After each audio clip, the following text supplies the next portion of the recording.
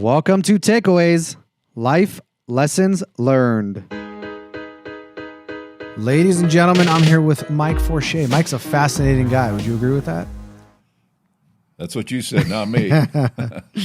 Mike got into commercial real estate on the title side of the business in 1979 when he joined Nevada Title. He was there until 2017, but was in a variety of ventures that involved construction, development, receivership, even some investments in Macau. We'll get into that a little bit later. Mike holds an AB Unlimited General Engineering and Building Nevada Contractor license. How'd I do? Good. That was a mouthful. Fine. He's a licensed broker and property manager and a court-appointed receiver with over 40 cases completed in the 8th Judicial District Court of Nevada and the U.S. District Court. Did I miss anything? No, that's pretty good. Should we get going? Go. Tell us in your own words, who are you? Tell us what you do. My name is Michael Forche. I'm 71 years old. I've been in Las Vegas since 1979, and I had a very normal upbringing in a city called Evansville, Indiana, which is on the Ohio River in southern Indiana, and went to school there and participated in athletics and was a college athlete as well, and went on to the big city in Indiana, which is Indianapolis, and I actually played semi-professional football there for 2 years for a team, and ended up going to work there as an iron worker in Indianapolis, working on high-rise buildings because I had a little construction experience. And as time went on, we played football in the summertime. We played in various cities. The team was made up of college guys that went to school mainly around Indiana, and they from schools like Indiana State, Indiana University, Purdue, Notre Dame, all made up the team called the Indianapolis Capitals, which was, for a young man, which was quite something. And the best parallel that I can talk about would be the movie Slapshot with Paul Newman, where it was a semi-pro hockey team. And my experience as an iron worker in the off-season and actually during the season was working on high-rise construction on beams in the air as much as 20 to 25 floors. And one day I was working and my pants froze to a beam. And that's when I decided I was going to explore a warmer climate, and I'd never been, hadn't traveled much. I'd been to Florida, and I wanted to go to the West Coast and see what it was like in California. And so I had a college degree and a beat-up Volkswagen, and I drove cross-country, and I went out to California, had a few names of people. I met with them. One guy told me, "Get your real estate license and I'll hire you." Well, he hired me but didn't pay me, and I found out early that real estate doesn't pay too well just because you have a license.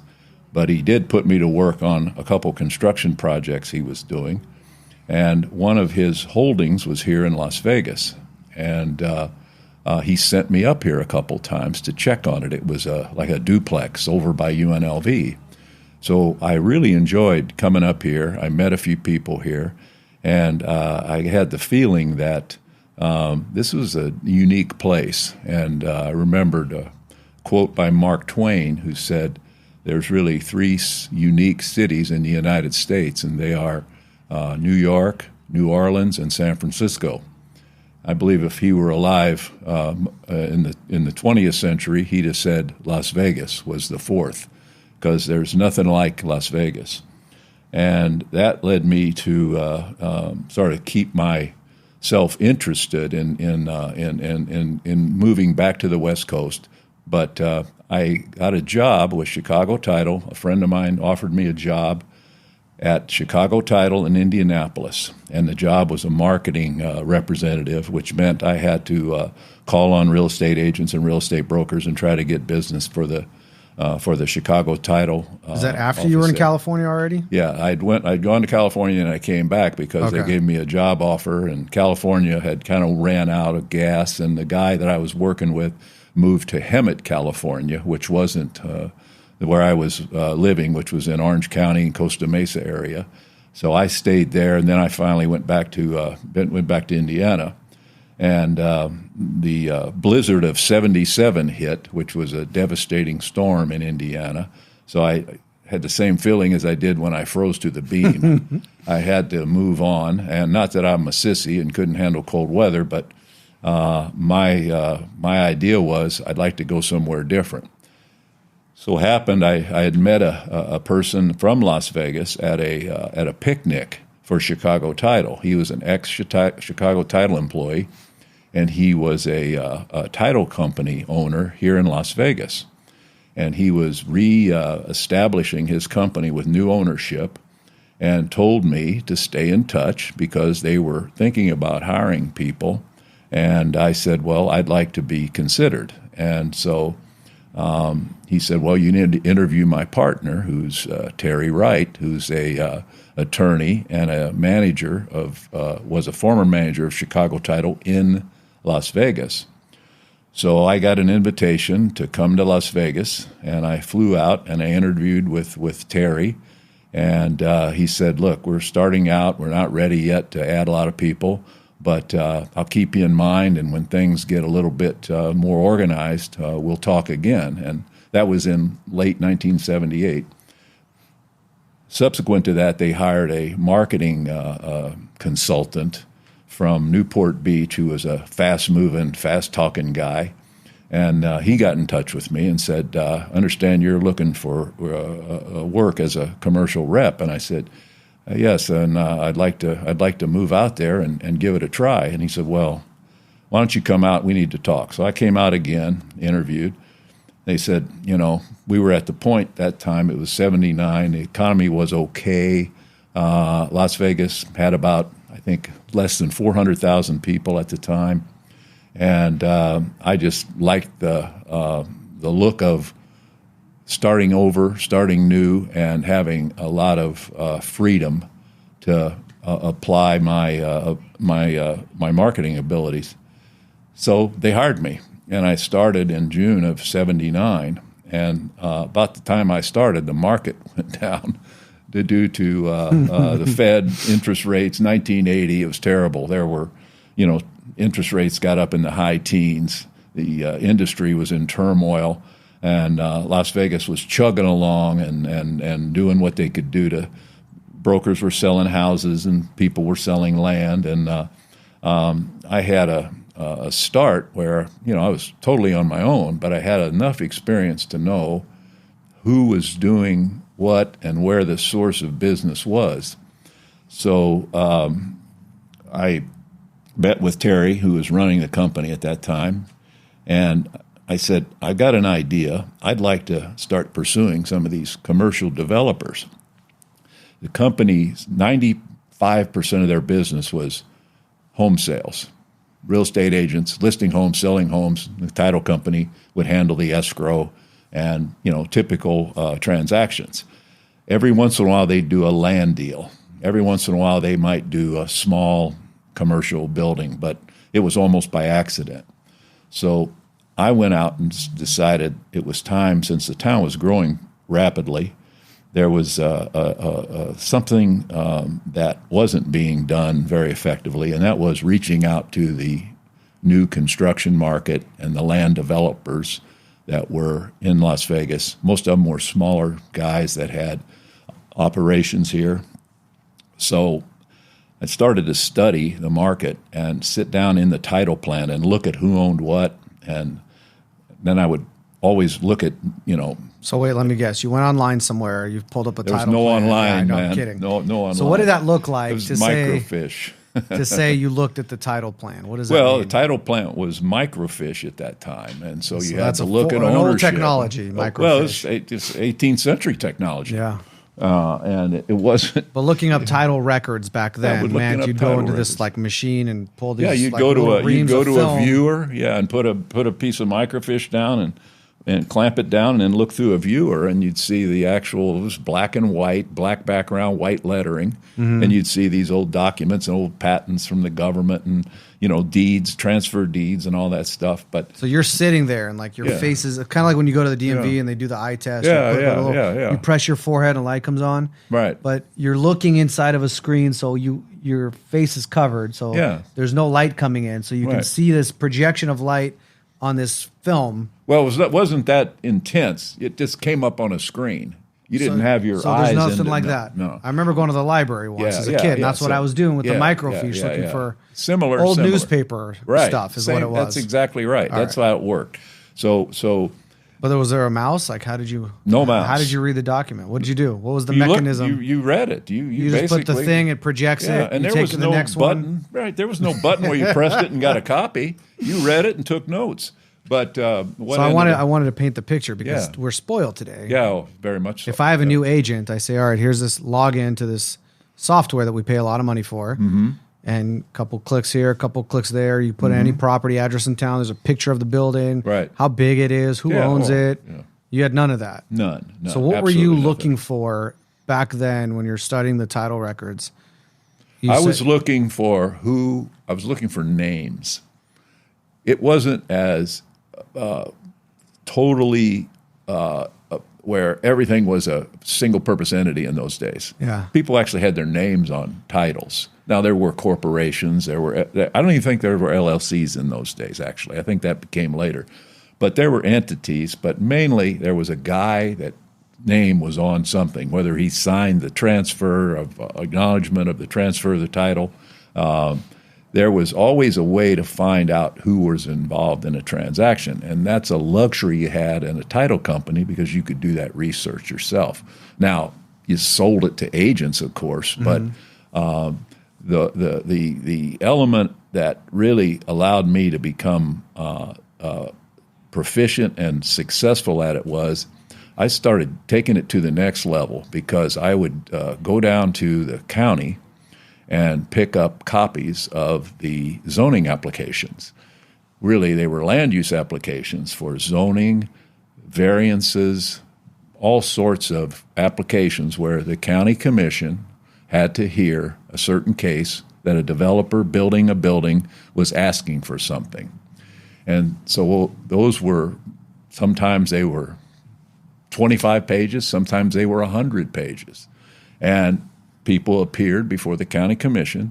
Many times it was a civil engineer or an attorney or some other representative of their company. And these meetings were usually around 6 or 7 o'clock at night in the old building down on 2nd Street there, which was the blue county building before the red sandstone building was built over off Bonneville there. This was the original where the county commission meetings were held. And right next to the courthouse, which is now a vacant lot where they have concerts. Anyway, I would go down there at whatever time it was, 6:30, 7 o'clock, and I would sit there in the audience and watch these proceedings.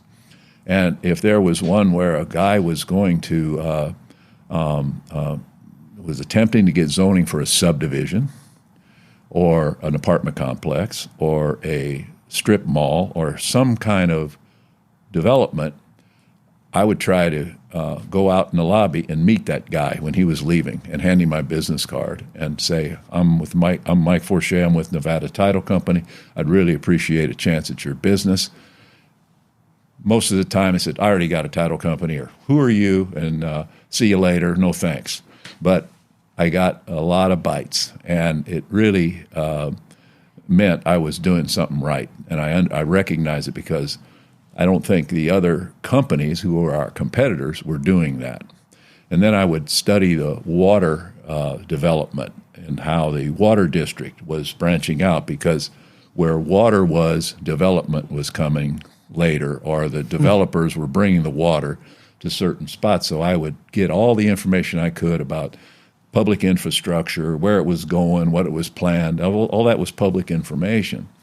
So I really studied that because I really didn't know anybody here. I had very limited social life, so I really worked on trying to meet people for a lot of reasons, mainly for my job.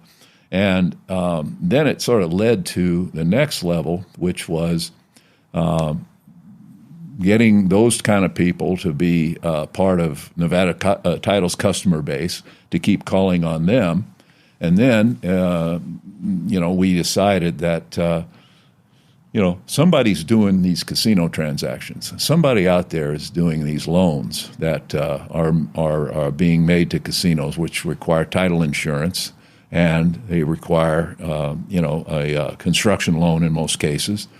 So it was quite something, because the company didn't do anything with gaming at all. We didn't have any customers in gaming, didn't do any business with the casinos. And, Terry and I said, well, if you were in Detroit, you wouldn't avoid doing business with the automotive industry. Somebody's doing that business. It might as well be us.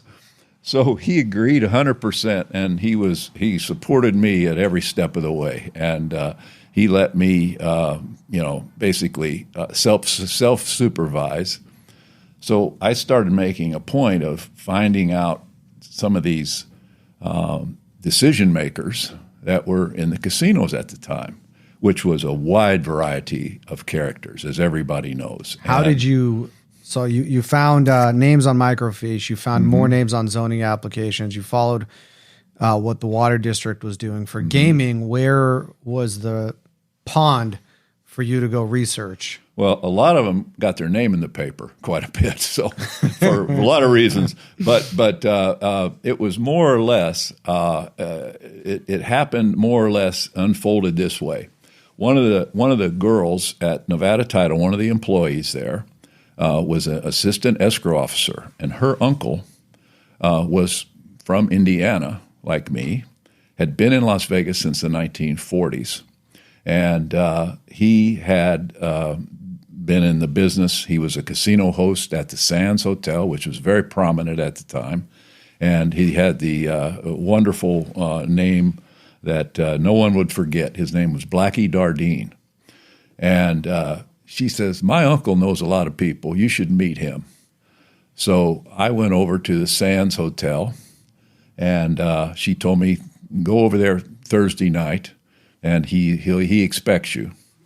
So I went into the Sands Hotel. In those days, there were, nobody had a cell phone. Nobody had anything close to that. You'd stand at a phone bank, and you'd page whoever you wanted to speak to. So I got on the phone. I said, I could speak to Blackie Dardine. Well, the lady said, George Dardine, telephone, please. And I sit there and listen for him to come on the phone, and nothing happened. And then I had a tap on my back. He says, I'm right behind you. So I met this man who was impeccably dressed. He was perfectly groomed and just to the max, and the quintessential casino host. Very polite, very soft-spoken. He says, let's go get a cup of coffee.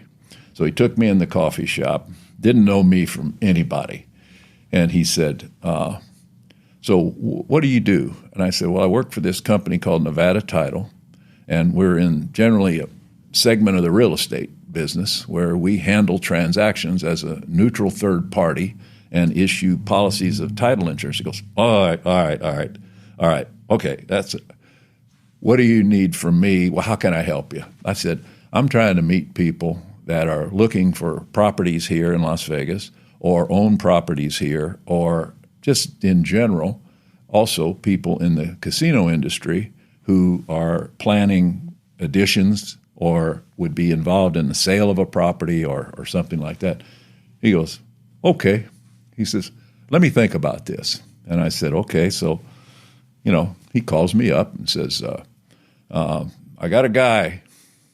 You got to meet this guy. So I'd go over, meet the guy, and some of them were not real productive. I met them, and they were looking for a piece of land, or they were, an investor looking for something to put money in. And so one time he called me up and he said, you need to meet these guys that I know pretty well. And he says, they're already doing some real estate deals here. I said, fine. I said, I'd love to meet them. He says, well, you're going to have to go down to Los Angeles. And I said, oh, okay, I'll go down there. I said, well, who are they? He goes, well, it's a guy named Jerry Buss and Frank Mariani. And I said, Jerry Buss? I said, don't they own the Lakers? He goes, yeah. He says, I think they do. They just bought the Lakers in a big transaction. And I said, wow, that's really something. He goes, yeah. He says, they're customers of mine. They're great guys. He said, I'll make sure they know when you're coming, and you go down there and meet them. And I went down to L.A., and I took a taxi to their office, and we were driving around on Wilshire Boulevard near the 405, and I had an address, and the cab driver had an address, and we pulled up in front of this sort of beat-up-looking building that had a drugstore on the bottom, and the address, there was no door.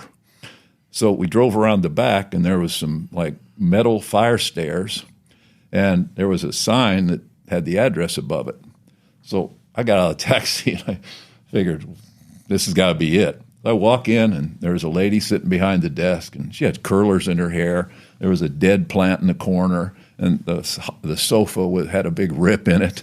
And I walked in, and I said, hey, I'm Mike Forche. I'm here to see Frank Mariani. And she goes, yeah, okay, he'll be right out. Sit over there. So I'm going, these guys are, they are the guys that own the Lakers. This is amazing, because I thought I was going to be in some Beverly Hills high-rise street. This guy comes walking out, real friendly, looked like he hadn't combed his hair in about 2 weeks, and he had like mustard on his shirt, and he goes, you Mike? I said, yeah. He goes, oh, Frank Mariani, come on in.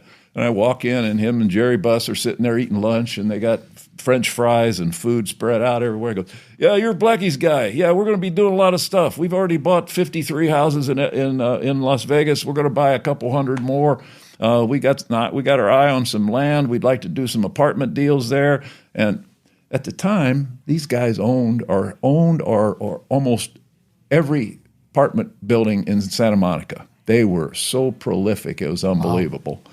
And they'd gotten their start by 4 of them were actually scientists. They had PhDs in math, chemistry, and nuclear physics. They were all working together at McDonnell Douglas or Northrop or one of those aerospace companies, and they were young guys with families back in the 60s, and they would play poker every Tuesday night, and they would play with coins, and they had a numismatic book sitting there on the poker table, and they'd look at each coin, and if that coin was worth more than its face value, they'd put it aside. And they built up a pot of $1,200 and bought a fourplex by LAX back in the 60s. That's how they got started. And after a while, they got more and more and bought more and more buildings and more properties. Then they became a huge landlord in Santa Monica, and they parlayed that into buying the Forum, the Lakers, and the Kings hockey team. So that introduction from Blackie. All from coin arbitrage. Coin arbitrage all the way up. And in fact, that's crazy. To verify that story, it's in it used to be, I don't know if it is now or not, but it used to be in the Lakers program. That story was in the opening page of the Lakers program. And so anyway, that introduction was terrific, and we did a lot of business with them. But also Blackie introduced me to developers from all around the country that he knew. And obviously, being a casino host, these guys were gamblers. Mm-hmm. They were the type of people who they were active, looking for ways to develop, and look, they were deal guys. Yeah. And it really helped me. And then also there were people that worked in the casinos who were in the management side of it that I was introduced to also. And that got me into more of the higher level where I could go in and ask for the business when they were doing transactions or when they were doing loans and all that. And at the time, the company, nearly that time, was title company was growing, and the accounts in a title company are valuable to banks because it'd be checking accounts. It's not the title company's money; it's everybody else's money. It's all in there to be dispersed. So they had these huge deposits that were substantial. Any bank would love to have those kind of deposits.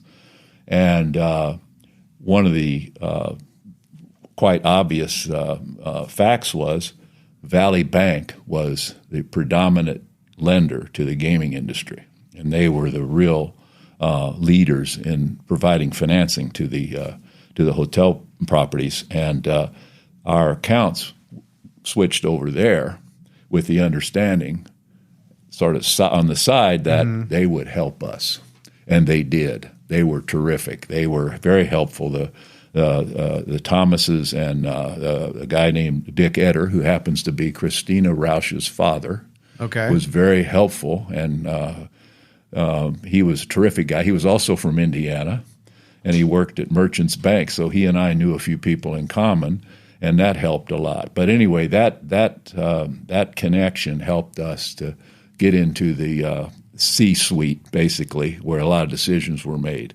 And at that time, the hotels had a horrendous time finding financing, because Las Vegas had the old stigma that these guys are scary. Valley Bank put deals together with other banks and kind of pioneered, as far as I knew, the participating bank concept, where a bunch of lenders would get together and make a loan, and Valley Bank would run it. So we were able to do several deals. The first one we did, that was, it seems like peanuts now, it was $15 million to build Circus Circus Manor right next door to Circus Circus, which was the old El Rancho site, which burned down in the 1960s. And the guy who built it was Jay Sarno. He built Caesars, and he built the Circus Circus later. He'd sold Caesars, then he built Circus Circus later, and he'd sold Circus Circus, but he controlled this land. They wanted more rooms, so he built more rooms for them and owned them, and then they used the rooms. And that was a $15 million loan from Valley Bank. And so you said it's peanuts now, but at the time, what was that like? It was for our company. It was payroll. I mean, obviously we didn't get $15 million. Right. We probably got 10,000. But it was. I'm guessing at the time, by way of transactions, that was pretty sizable. Yeah, in that time it was. I understand title to be a volume business. You're not making huge margin when you see something sells for $15 million. You're making, a premium, an insurance premium on the title, on the deed that you're insuring. So you have to do a lot of transactions. Yes. But then something like, so what was a house selling for, like medium house at the time? Probably 60,000. So a typical thing might be 60, and here comes something that's 15 million. It's probably, you guys are high-fiving. Yeah. Did you guys high-five back then? Yeah. I mean, it was, but it was so rushed. And Sarno, Mr. Sarno, was a character beyond characters. He was just an gregarious guy. So we went to the closing, and he was putting golf balls on the floor in the conference room, and the bankers and the lawyers were running around everywhere. And I thought, this is entertaining. You're not going to find this anywhere else, So we kind of got our feet wet and had some success. And then we had a reference. We did this deal. Hey, you got to listen to us. And at the time, I was like 28. Terry was like 30. So we were like these young guys out there mixing with these really heavy-duty decision makers, trying to plow our way into doing their work. And we got we became more proficient at it and got more trust, and met other people in the same casino industry and in banking and in all forms, all the law firms. And we began to take on a more credible persona of being able to handle these deals as a small local company, because we were competing with national companies. We were underwritten by Safeco, which was a big national insurance company that had a title insurance division, but we were competing against direct operations of Chicago Title, Lawyers Title, the Title Insurance and Trust, which is, I forget what their name is now, but they had, large staffs of people, and they were large organizations with direct operations, and we were an agent. We were an agent with we were an underwritten company, But we were able to sell ourselves as local boys. And it worked because there's an insular thing about here. And it's an interesting thing about Las Vegas. And one old-timer put it this way. He says, everybody comes here for one deal. They don't know if they're going to stay or not, but everybody kind of comes here for one deal. And so we felt like we were dealing with the same kind of people that thought the same way. They all came here for one deal. Even though they were running a hotel or they were the general counsel for a hotel or they were a bank, we were all kind of here as people who committed ourselves to Las Vegas, came here for one deal, but we stayed. Mm-hmm. So we got a reputation as being proficient in handling that and being local guys. And we were active. We were, going to all the, the charity events and doing the right thing as a company. And Terry was a terrific manager and had very good staff people and always was a terrific manager. Never had really any flaws as far as management. He was very diligent and very extremely honest with everybody he dealt with, and I learned from him, and to this day I'm indebted to him because he was a terrific guy to work for and work with, and so our business built up, and we sort of became a company that would be considered what I would call competent to do any deal. So we kept that, element alive by just being there. And anytime there was a casino transaction, we would call everybody that might be involved, could be involved. It was like throw a net over it, surround it, call this guy, call that guy, call that. How do we get this deal? And sometimes it was about price, but more than that, it was more about the people and what you'd done in the past. And you had no flaws or problems. You could underwrite these transactions, which was not simple. There were a lot of things that these casino companies did in their shop that was different than conventional. They had, different requirements for financing, and it was hard for them to borrow money. And that all changed when the Mirage came about, because that was the famous Drexel Burnham junk bond deal, and that opened up a whole new door when Steve Wynn built that property. And by that time, the companies some of them had become public, and they were able to borrow money and go to Wall Street and all that stuff. But in the 80s, 70s, and 80s, they were strained, but they still grew, because when it comes down to it, it's just like any other business. You take money from your customers, you pay your bills, you support your employees, and you make a profit.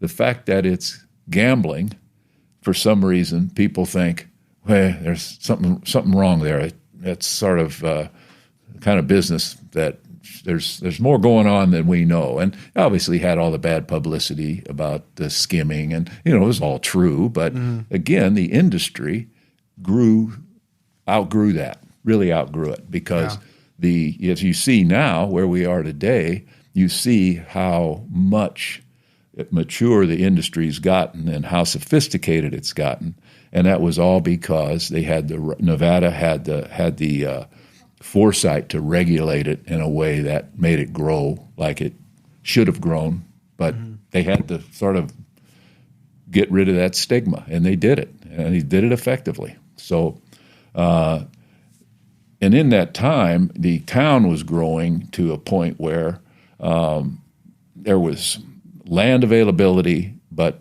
there was also difficulty with financing.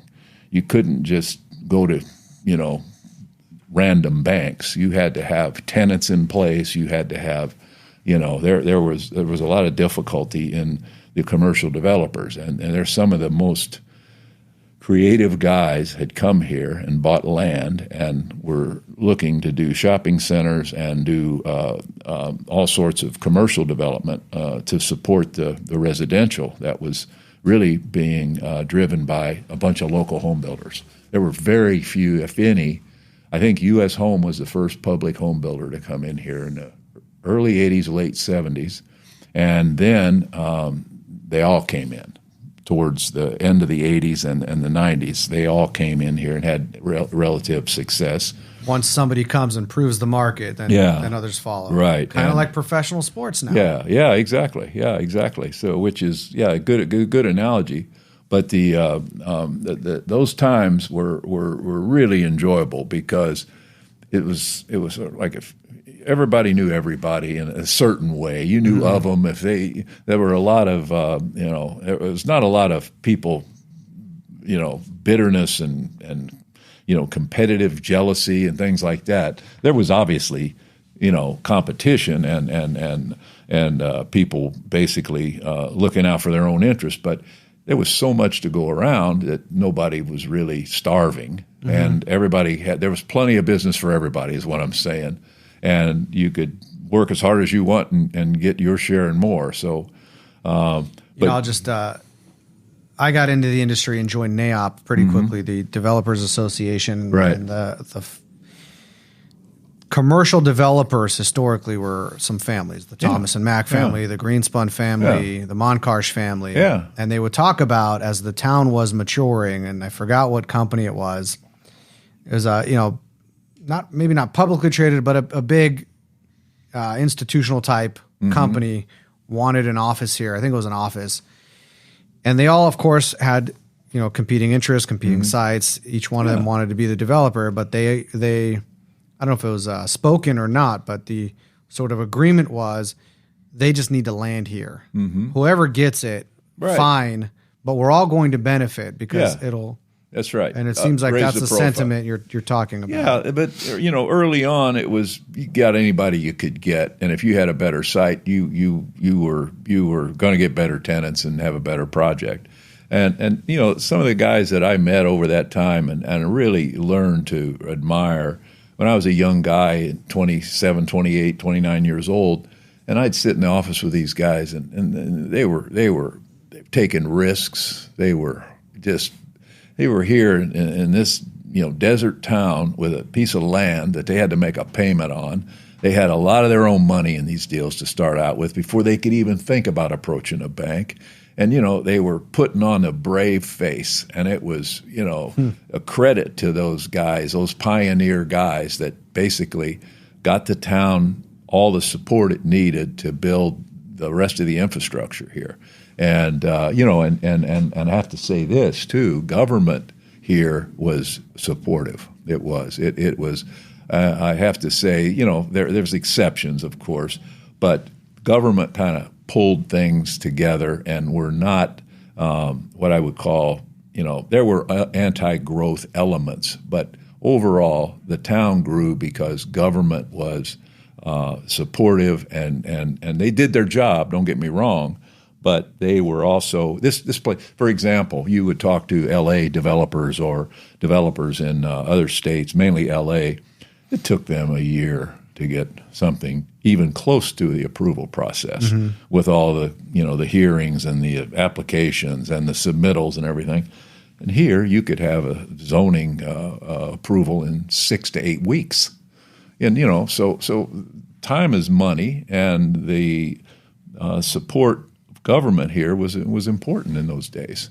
And, now, in those, when you had 500,000 people, it's one thing. Now we've got over 2 million. So there's a lot more what I would call hurdles and elements of requirements that have to be met. But that was then, this is now. So, but back to the those times, and during my tenure with Nevada Title, I met this guy named Mike Saltman. I was out hustling business, and there was this 30 acres on the corner of Trop and Eastern, vacant. There was buildings around it, and few residential buildings and a couple old 30 acres at Tropicana. I'm trying to put myself there. Northwest corner of Tropicana and Eastern. Okay. Northwest corner, vacant site. So I looked in the zoning, county zoning records. There was an application pending for a, I forget, 150,000 square foot shopping center, and with pads and the whole deal. And so I, decided to go over to the site, there was a trailer there. So I walked in. There was some guy sitting there, and I said, "Hey, I'm here. I'm with Nevada Title. I'd like to see who's going to be making the decision on title insurance. Who's your lender? This and that." He goes, "Well, you got to talk to Mike Saltman." I said, he's running the project. And I said, "Okay, can you give me his number?" And the guy wrote his number down. Well, I can't remember if he called me back or didn't call me back, but I went back there and asked the guy for what's his office address. And so I think we finally connected. So I went by his office. He was on Desert Inn and just between Maryland Parkway and Eastern in one of those buildings on the north side. Mm-hmm. And I walked in there and he took me in his office and introduced himself. And he had long hair and like these. Seriously? Yeah, he looked like what's the guy's name? The U2 guy. Bono? Bono. He had these blue tinted sunglasses on, and he had this sort of long mop with curled up at the bottom, and he had like a pop art shirt on. I gotta see a picture. Remember of this. Nick shirts? No. Well, they were like these like pop art looking shirts. So I go in there. I said, "This guy," and he goes, and he was all business. Well, we don't use we use one company here. We use XYZ Title. I know those guys. What can you do for me? I said, "Well, I'm here to tell you I can probably help you. We can introduce you to some lenders that we know that we're doing business with. If you're looking at other land deals, we can help you with maybe finding out if they're available." And so I kind of gave him the pitch where we're trying to be more service oriented and help you build your project than we just want to try to get a deal and see you later. And he goes, "Well," he says, we're working on a lot of things. He says, I'll take consideration." I get up to leave. He goes, "There's one thing you can do for me." And I said, "What's that?" He goes, "I just thought of something. I like to see the CC&Rs for it was the Maryland Parkway and Flamingo, where the Cafe Michelle and all that stuff was. Mm-hmm. It was a project that the Mulaski Group built years ago, and evidently where was I've heard of Cafe Michelle back. That was Cafe like Michelle the was at the north. Was at the northeast corner. Northeast corner. Yeah. And there was, I think, a Smith's. There was, block up from UNLV, and that was. So he wants to see the CC&Rs. Well, he wanted property? to see. Yeah, he wanted to see the pads and how the governing documents of that area was, and some of those were 20, 30 pages, and at the time you had to go get them all and print them all, and so this was like a 3:30 on a Friday afternoon, and he kind of gave me that kind of. "Yeah, you can see what you can do for me." I said, "Okay." So I got my arm. I says, "You know what? I'm going back to the office. I'm going to prove to this guy that I'm actually going to do something he doesn't expect." Challenge so I went accepted. back there, and I went to one of the girls who was working, and I said, "Can we get these CC&Rs out and printed in about half hour, 45 minutes?" I said, "Can you stick around and do that and help me? We can work this out." And she goes, yeah, we'll do it. So she was working in a title plan. So we had to put them all together and put them all in order and make sure they were all legible and all that stuff. I got back in my car and went over there about, 4:30. And I walked in the front door with this stack of papers and said, "Mr. Saltman, here's the CC&Rs." He went, "Thank you." He says, "I'm going to do business with you." He goes, "That was an extraordinary favor you did me. I really appreciate it." He and I have been lifelong friends. That was 40. Did he 42. think you were actually going to deliver? He just he thought I'd it's show up like next week. He just, it was one of those casual, "Hey, see if you can get those for me." There was no deadline, but I just decided I'm going to turn around, go to my office. I'm going to drive back here and drop these on this guy's desk. Just felt like doing it because I liked him, and I thought this is the kind of guy I'd like to get to know a little bit because he seems like he's on the ball, and we all know that was the case. And so, he started saying, well, you need to come to this meeting. Our attorneys are having a meeting. And, I wasn't a technical title guy, but he started to include me and introduce me to his lenders and introduce me to some of his partners. So we got to be really, really friendly. And he basically said, I need a guy to kind of work with me on some things that I don't have time to do. And he said, how'd you like to be a consultant? Well, I couldn't spell consultant. I didn't know what consultant did. I said, well, I have a job. And I said, I have to ask my boss if I can do some work for you on a part-time basis. And so those two guys met by this time. And I went to Terry and I said, Mike Saltman wants me to, help him out and do some work for him. And I said, I don't want to hide from you. I want to make it totally transparent. He goes, fine with me. He said, just so we don't have any conflicts or anything like that. And those two guys got to know each other. Mm-hmm. So it was like pretty easy to do. And then they had trust with each other. Yeah, so they trusted each other, and I was doing Mike a favor and helping him out, and he was a good customer, and he was referring us other people because he was pretty well known in town at that time, and he was just a dynamo. I mean, he had he had had an interesting life career. And you're going to get into that with him one of these days. But, he texted. So yeah, do you know his background? Here's how I met Mike Saltman. Born and raised here, went to UNLV, graduated, got my real estate license in the early 2000s because everybody else was too. Yeah. Our family business was always construction. Yeah. So really, I just got my license in case we bought or sold anything. I could take a commission. Sure. But then after a few years, it was if this was going to be a career, I have to treat it like a career. Mm-hmm. And I got more serious about it. Partnered up with a childhood friend of mine, Jared. Mm-hmm. And then I started going to this. Somebody told me you got to go to this group to network. It's called CMG, Commercial Marketing Group. Yeah. And they met at the country club. Yeah. Uh-huh. So I'd go there. And then a friend of ours, colleague, said you should get on the board for CMG. Mm-hmm. Sure. Did that, and then. Similar thing. I'm a young guy. Now, because I was in a high school youth group that ran meetings with Robert's Rules of Order, right? I knew Robert's Rules of Order. I knew that every meeting has to have an agenda, and there's a sort of process you follow. Mm-hmm. And I started, it transferred. This thing I learned is in the high school youth group, transferred to real life, and I'm participating in these meetings. I start running the meetings, and you can imagine everyone around the table was much older than I was. Sure. But they appreciated this young guy had a sense to him, sense of order, and everyone likes being in an organized meeting. Yes. That's something I learned. So I became president of CMG pretty quickly, and I'm super young here, maybe mid-20s still. Mm-hmm. CMG would do this big event. I forgot what they called it at the time. It was like the Visionary Award. I think that's what it was called. And at the time, Mike Saltman he had a plan for Maryland Parkway right around the university called Midtown. Yes. And so CMG wanted to honor him as the visionary. Mm-hmm.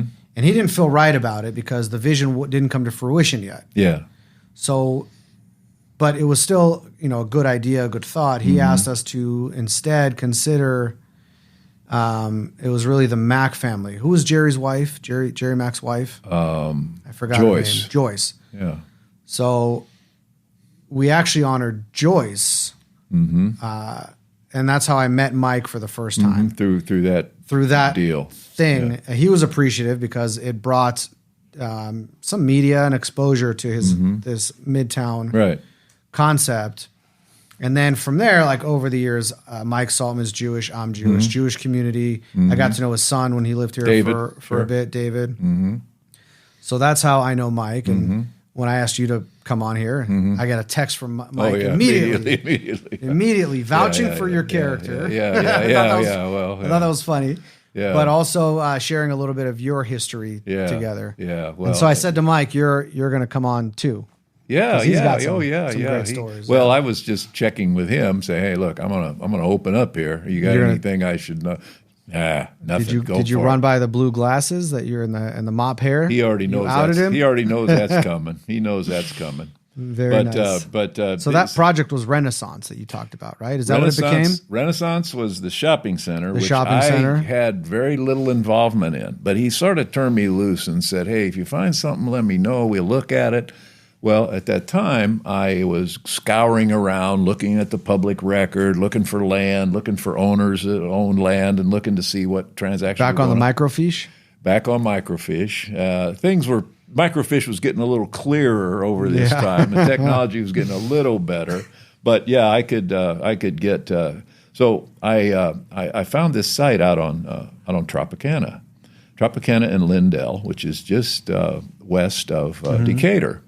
At the time, there were like sand dunes out there. There were cliffs sticking out on both south corners there at Trop and Decatur, and there was nothing out there. Nothing. No power lines, no nothing. It's hard to think it now. It's hard to think it now, yeah. And this was right around the same time Spanish Trail was being developed. Mm-hmm. So you had like a 4 or 5 mile stretch from the Strip out to Spanish Trail.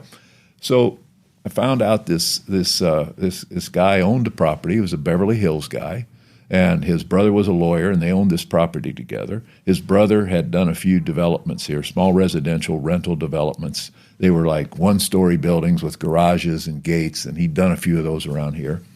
And so I got him on the phone, and I said, his name was Al Abrams. And I said, Mr. Abrams, are you interested in selling your property, or what's your plan for that property? Because I think I caught it on a zoning app for something. I don't know what it was. It wasn't full blown project, but there was something he was doing that required some type of county action. So we talked, and he said, I'm not really a seller. I'd like to build on the property. And he says, I don't know if I want to do it or not. I said, well, what do you got in mind? He goes, well, you know any builders there that might want? I said, yeah, I know somebody. And Mike Saltman had built some apartments already out in Henderson called, I forget the name of them, Village Apartments or something. And so he had a little bit of a background. And I said, when are you going to be in Las Vegas? And so he came up, and we went and met and got to know each other and talking, and Mike's very outgoing and gregarious guy. And he's got a lot of energy. Abrams was also a nice, very nice guy, very smart guy. And so the conversation got down to, let's see what we can do to put some apartments on here. And Abrams said, well, you guys put a deal together and show me how it's going to work, where I contribute the land, I get X, you guys go out, borrow the money, and we work this together. And so all of a sudden this thing started to, because Mike's so energetic, and started to take shape. So, and I had a friend who was a Texas developer who had another developer I met through Blackie Dardine, who was in the process of shutting down his company, was going through a divorce and was moving on to do other things. He was a major national developer, was building around the country, but not here. He had several employees of his organization that he didn't really want to let go, but he wanted to refer them. So I couldn't do it myself, so we basically made a deal with Al Abrams to build 496 units. He had 55 acres. So we started out on the first, I think the first 30, and we built 496 units there. And we hired an architect from Dallas named Cliff Wong, who was a terrific architect, had a lot of great design, and that project still looks good today. And so we basically went down the road, got financing from a bank in Seattle, and I was a project manager, and I put together a construction crew, a father-son crew, and we basically built it in-house in Vista and got it built. And a company from San Diego came along called Con Am and offered to buy it. And Con Am was a very well-respected national property management company that did only apartments. I think at the time they had maybe 20, 30,000 units from Florida to San Diego, various cities. and it was headed up by a guy named Dan Epstein, who was a very high-profile development guy in Southern California, and he ran this very high-quality company. And so they bought the project from us, and then we built another 240 units behind for a total of 840 units. So we built another on the other side of Reno Avenue, where the project was actually 2 phases. They bought that too. So we got to be friendly with those guys, and we found out their financing or their partnership was with the Bishop Estate in Hawaii, which may not mean anything to a lot of people, but if you're from Hawaii, I think it does mean something, because you always hear the Hawaiian real estate's owned by a mysterious owner, and everybody pays rent because they can't own fee title, and that was the way it was years ago. Well, the Bishop Estate was receiving all those payments, and they had a board of directors of people from the Supreme Court, retired Supreme Court judges, to political officials that ran this fund, this tremendous real estate fund. And obviously they couldn't invest all their money back in Hawaii. They had a school there called Kamehameha School, which received the benefits of their investments. So they invested heavily in Las Vegas. And at one time, back in those mid-'80s, they were the largest landlord in Nevada. They owned about 12,000 apartments here. Wow. Con Am was the face. Con Am ran the projects, and Bishop was the underlying owner. So we got to know those guys, and they bought the project. They were pleased with how it worked out. We all got along well. Dan and Mike became friendly, and this all kind of came together. And the project was one of the things I left out when we were starting to lease the project. We had these, big 496 units sitting there in the middle of nowhere. There was a guy in the advertising business here in those days named Joe Marica. And he was a larger-than-life character, very entertaining guy, very creative guy. And he had done all Mike's PR, basically, in advertising for Renaissance Center. Renaissance Center won all these architectural awards, was ahead of its time, and Joe saw to it that it got exposure. So Joe met me out there one day, and we were building buildings, and we're probably maybe 6 months from opening. And I said, "What do you think?" He goes, "There's nothing out here." And I said, "Well, what can you come up with?" So when we opened, our theme was "Live where no man has lived before." And he had a picture of a guy like walking through the desert. That was our ad. So we were surrounded on all sides by desert, nothing out there. And that worked? It worked. The project was well done. The floor plans were great. And another little tidbit, we decided to decorate the models.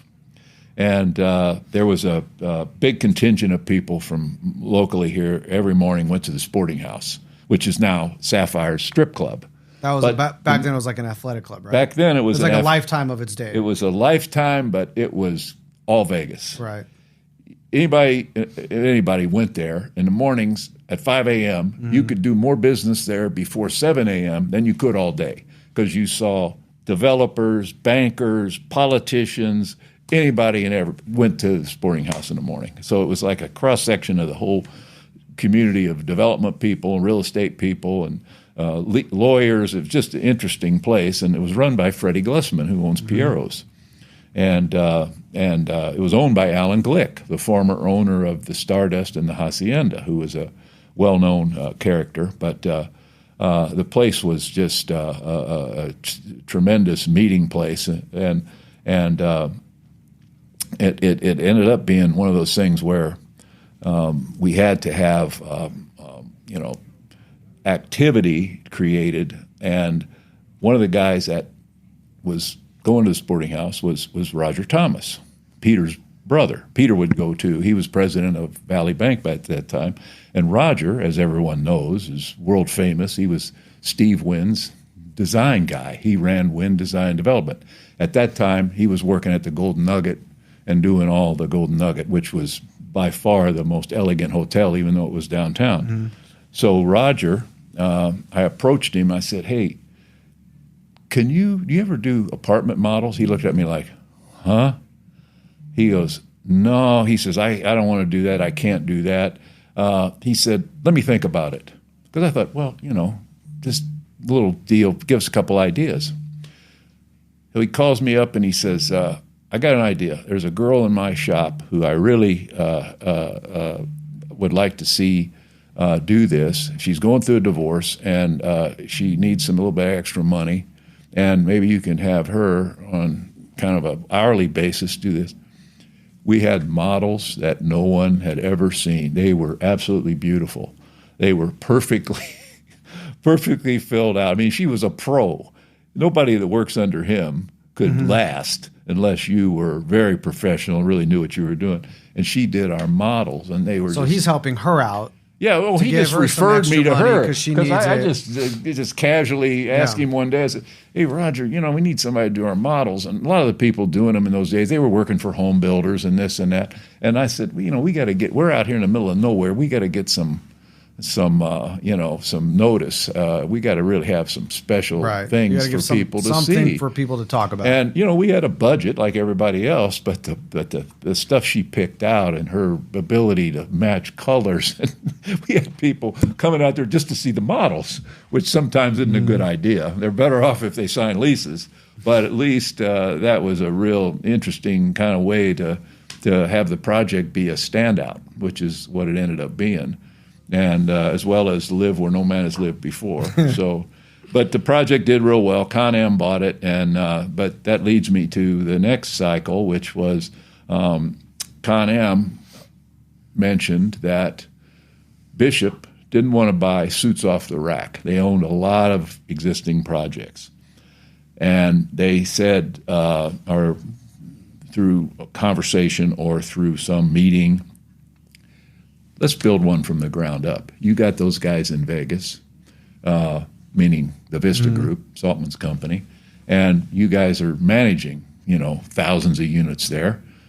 Let's find a site and build a project from the ground up, and we'll finance it, or we'll basically be the equity. And so we went on a search, and at the time, Hughes Center was in its infancy. The Wells Fargo Tower was there, and maybe one of those other buildings to the north was there. And so we went over and met with, I believe at the time it was John Goolsby or one of the guys. I think it was John. Or anyway, we ended up dealing with a guy in the real estate department. They had 16 acres that they owned next to the substation there at Flamingo and Koval on the northeast corner of Flamingo and Koval. The big substation where the big power easement that's 300 foot wide comes all the way from the lake all the way down Flamingo, and it's all the way to the strip basically. And you have that substation sitting on the corner. So you would know about this power easement. Yeah, most people won't. Yeah, you're a title guy. Yeah, I knew. Well, I knew all about it. It's so obvious. It's overhead. What are you going to do? Isn't like you're going to hit it when you're digging in the ground. It's right there, and it was overhead, and but it was right 2 blocks from the strip. It was just part of this Hughes Center, which at the time there was really nothing on the front of the Hughes Center. There was no Lowry's, there was no restaurants. That was all just vacant. And so we ended up making an offer. They ended up saying, okay, we want to see what you're going to build here. So we picked an architect. I didn't. Mike and Dan Epstein brought this architect in named Carl McLaren with McLaren Vasquez. They were an advanced firm from Southern California that were doing state-of-the-art multifamily, kind of state-of-the-art everything. They were a very talented group. And Carl was a major USC department architect that had been educated there with John Jurdy, the guy that did Fremont Street. And, they were very talented guys that had done a lot of L.A. projects. They did the Water Garden in Santa Monica, and just a terrific portfolio. And so we started talking to them about doing this project. So they came up with ideas and renderings and certain things, and we had the land in escrow by that time. And so we finally came up with a 678-unit project, 530-something unit buildings on that project with a major clubhouse, pool, this typical design, and they were 4 stories over a parking garage, a one-level parking garage, and that to the south of the project, right on Flamingo, was this substation. So we get the project kind of laid out, and there's this site plan existing. So, okay, what do we do now? So, well, let's go down to the county and see what we can do to get started with the approvals. Well, the zoning book at the time, they had a big binder, and everybody had a copy of it. And you'd flip through there and tell you what classification you were going to apply for. So go down the list, and I look, it said multifamily, or it said apartments at that time. Multifamily got this cleaned up word because apartments was felt like, nah. So highest density was 24 per acre. Well, this was 42. So zoning didn't even allow. So H1 was hotel zoning, meaning the county had to give you a waiver. You could build an apartment complex at 42 units per the acre. And luckily, just as fate would have it, the county had hired 2 ladies from Dallas, Texas, where it was sort of one of the most advanced apartment markets in the country. Dallas and Houston at that time were building terrific multifamily, award-winning projects, high-density stuff. And they came from that market and went to work in the planning department at Clark County. One of them was Lucy Stewart. The other one was Lisa Coder. Lucy's still around. She does a lot of land use consulting. And so anyway, we came in. They were sitting there at a table in the conference room of the planning department, showed them the site plan, showed them a profile of the building. I said, we can do this. This is a breath of fresh air, because here we were, and this is a great project, but didn't conform. So how are you going to approve? You got to have adequate parking. You got to have circulation. You got to have all these things that fit into that zoning. And they looked at the project and they said, we can work this out. So we ended up going forward with it. And the other major thing we did that was unique was we hired Lifescapes, which had just finished the Mirage. And the Mirage was the absolute preeminent project ever done on the Strip. And one of the reasons for that was the absolutely fabulous landscaping that Steve Wynn had put together, designed by a guy named Don Brinkerhoff, who was the architect, landscape architect for his company, Lifescapes. So we hired them thinking they can landscape this erector set sitting there on our south boundary, and this thing's got to look good anyway. So we had a great team. We had Lifescapes, we had McLaren Vasquez, and so we put a trailer down there where Lowry's is now, and I sat in that trailer for 2.5 years, and we built the project. And the economics of it were frightening, because nobody had ever built anything like that here. No one had ever built an apartment complex like that here. We had a few scares in the process. We had really very hard soil there because it was next to the Flamingo Wash, and we had highly, very hard dig soils. And our parking garages, all 5 of them, were designed to be subterranean, meaning they're down in the ground. They are below ground, and you have to go down a ramp to get to them. To go down that far in that hard soil was millions of dollars in excavation and trenching, and you couldn't blast there. It was too highly populated around, and it was so expensive to dig.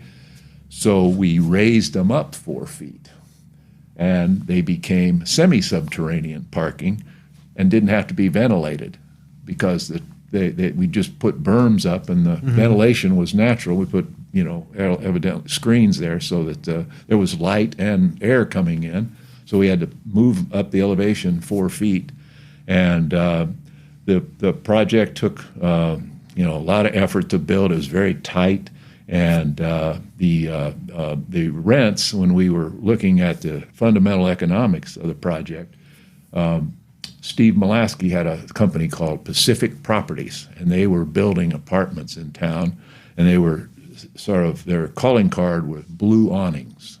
He did very nice work, very nice projects, blue awnings, and they were just uniform, very nice. He was getting about 70 cents a square foot for rent. And our cost, we looked at, basically the debt service, cost of the project, all the things that went into the final number, and we had to get 92 cents to break even, which 22 cents higher than anybody else, which translates to several $100s more per apartment per month, which is a pretty good stretch. But we felt like we got a great site, we got a great design. We're going to get the term renter by choice is who we're going to get. We're going to get gaming executives. We're going to get. So turned out when we finished it, we out of the gate got $1.06. So we kind of, our expectations were met. And what's that project called? It's called the Meridian. The Meridian. Meridian at Hughes Center. And during the time, this was the most interesting element of this project's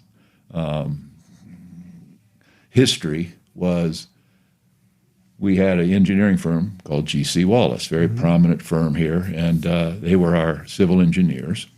And as we were laying out buildings, getting our approvals, getting our bids in, starting to, do everything it took to get the project out of the ground, we met with a civil often. We were getting all our studies approved, and a question came up, and they said, "Do you want to put a condo map on this property?"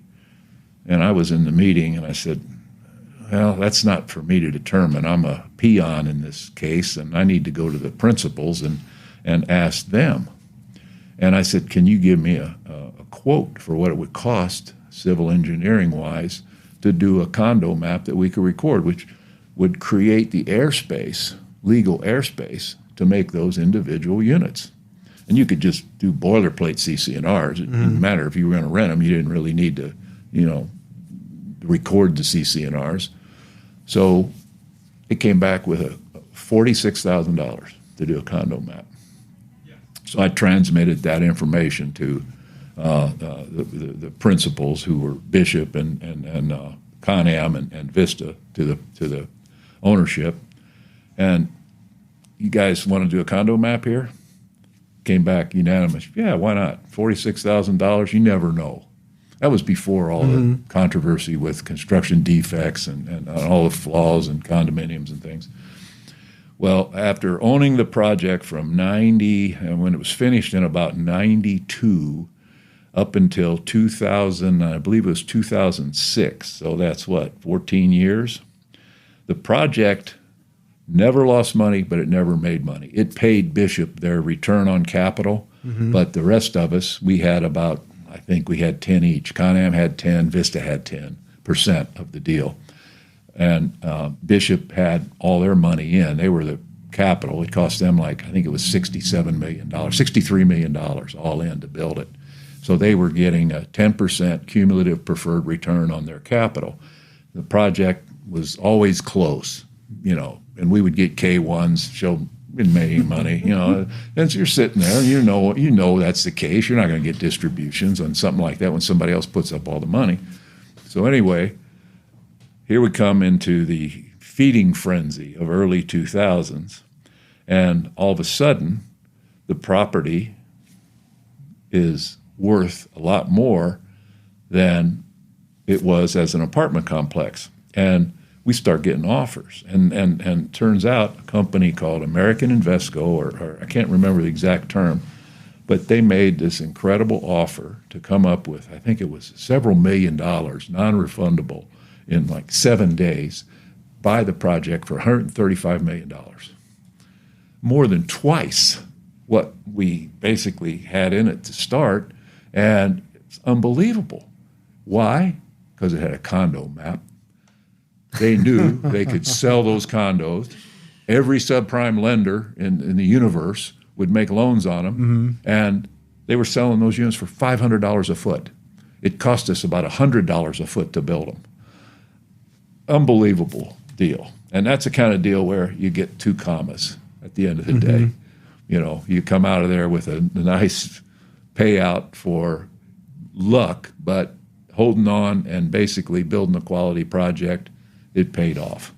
But that one decision turned out to be worth, you know, $60 million. If it had not a condo, and nobody wants to go back and do one. You can, but off the shelf. It's also 14 years is a different time and place, and I don't know if Lucy was still there or Lisa was still there. There's probably different people, like you said, all these new conditions around or considerations around a construction defect that didn't exist back then. It probably would have cost a heck of a lot more than $40 million or whatever, or probably would have. Yeah. So interesting little takeaway that sometimes paying a little bit of money to have an asset, so to speak, can pay off dividends later. Well, it was having some vision with guys that really understood. You know, and it was like there was no real desire to sell because it was always going to be worth more. Yeah. It was just that drove a quick, absolute sale for a lot of money without a bunch of back and forth and contingencies. These guys, it was just cash on the barrelhead. They had to have it. It was a frenzy then. It was just, and you know, we could have sat there and managed it forever. But the story that reminds me. So. Show's called Takeaways, and it's about my takeaways from people that I've interacted with and have had an influence on me. So I remember Mike Saltman saying once he got some crazy offer, and I don't know if it was for that property or if it was for, I think he also own the retail center. Was it Renaissance 3? That's over on Renaissance 3 on Flamingo? That's Flamingo. Flamingo Pecos at Ren 3, So he got some crazy offer for that, and he didn't want to. He owned a bunch of property. He had no intentions of selling. I remember him saying, and he got some crazy offer. And he's like, okay, well, we should probably take this. And it was either he learned the lesson, or maybe his attorney at the time said to him, "It's a slippery slope." So you're a guy that doesn't sell your properties. You're about to sell this one. It's going to be a slippery slope. And he ended up selling pretty much everything else, I believe. I don't know what he still has or doesn't have, but that was a takeaway. So I want to put a pause in your chronological timeline here for a second, because I ask everybody, and I want to make sure to ask you also, what has been one takeaway in your life that's defined or shaped you the most? I didn't know this was coming. I think moving to Las Vegas, just making a decision to move here and become take it as it comes and do what I needed to do to be successful and, meet new people and explore new opportunities. And I think that's the best way I could answer that. I was just driven to succeed and learn and be an asset to my employer, and also improve myself as a person, as a businessman, and as a now today a husband and a father. And I think I met people here that were so influential on my life as a young man that it came up perfectly for me. It was and some of it's my own judgment. I can't say that it was all just luck. I just gravitated to the right kind of people. I felt like I had a connection with people that were similar in their values to me. They were honest, they were trustworthy, they were hardworking, and they didn't do anything behind your back. I just saw the way they treated other people, and that's the way I wanted to be associated with people that were of that same mentality. And I think that's the biggest thing that. Now you were attracted to them, but they were also attracted to you, because I'm assuming, I'd like to get your reaction on this. You saw that in them and you wanted to work with them, but then they had to have also seen it in you in a way where they see their values reflected back in you. Right. And I imagine there were probably some people back then that maybe weren't honest, or you saw how they treated others behind their back. Always the case. You're not saying their names here today. No, that's obviously anybody that there's positives and negatives, but the people that I associated with the closest and were the closest to were. It's maybe my judgment was just absolutely perfect, which is hard to believe. But I've always associated myself with very, very respectable, honorable, smart, creative, everything you want in a friend. And they became friends. They were mentors and friends. And now that I'm, an old guy, I look back and go, "Boy, I've been lucky. I met the right people." And we basically did well together. But there's one anecdote or takeaway that we haven't discussed yet that I need to tell you about the Meridian. You want me to go ahead with that? Absolutely. So there was the project. We were in the grading stage, and we had the land graded, and we were, obviously you could drive by and see we were going to build something there. And I got a call from the president of the Flamingo Hotel, which was right over on the Strip, closest to the property. You had to walk a couple blocks, and his name was Horst de Jura, and he was one of Henry Lewin was the Hilton president, and they worked for Baron Hilton, and Horst de Jura was a very prominent guy in Las Vegas, ran the Flamingo for years. So he called the office one day, asked for who's the guy out there I need to talk to. The office tells me, "This man de Jura wants to talk to you." So I called him up. You go through like 3 secretaries, and in those days, and he got on the phone, and I said, "Yes, sir." I said, "What can I do for you?" He goes, "I noticed you got that land over there graded, and can you? We'd like to park on there on New Year's Eve. Have our employees park over there. Can we put some cars over there?" And I said, "Well, let me ask the owners, see if."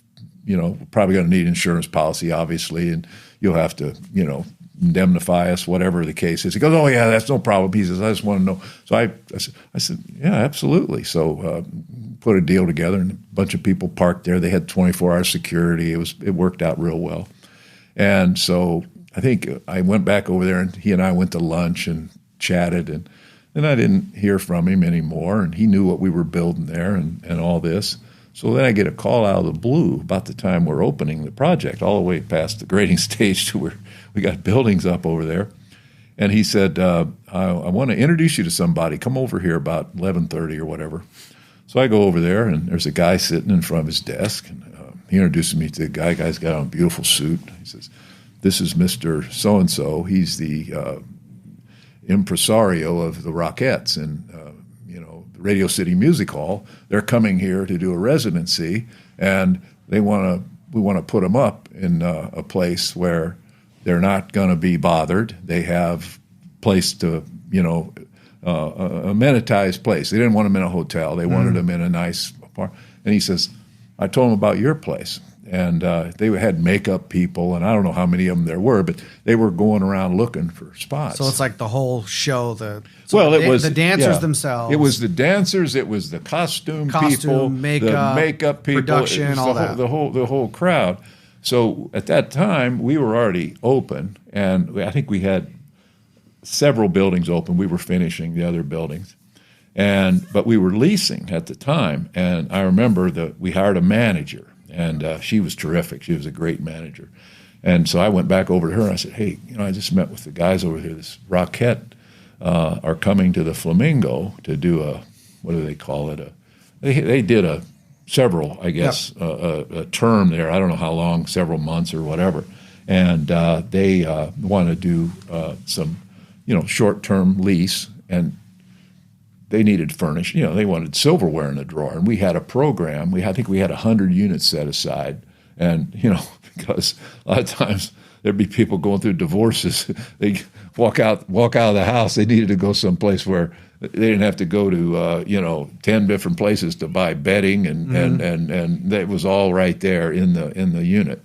So you pioneered Airbnbs in Las Vegas. No, there was already a company doing it. Actually, they'd go around to apartment complex and say, "We'll set this up, we'll rent the units." And basically there were companies that did that, set them up for their own. I forget the name of one of them, but they were doing it in the Las Vegas Country Club at that project there, and that's where the girl we hired to manage was working.